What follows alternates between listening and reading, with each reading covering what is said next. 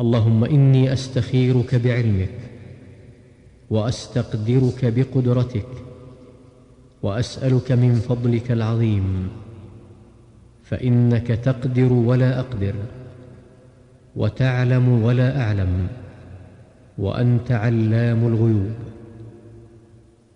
اللهم إن كنت تعلم أن هذا الأمر خير لي في ديني ومعاشي وعاقبة أمري عاجله وآجله، فاقدره لي ويسره لي، ثم بارك لي فيه.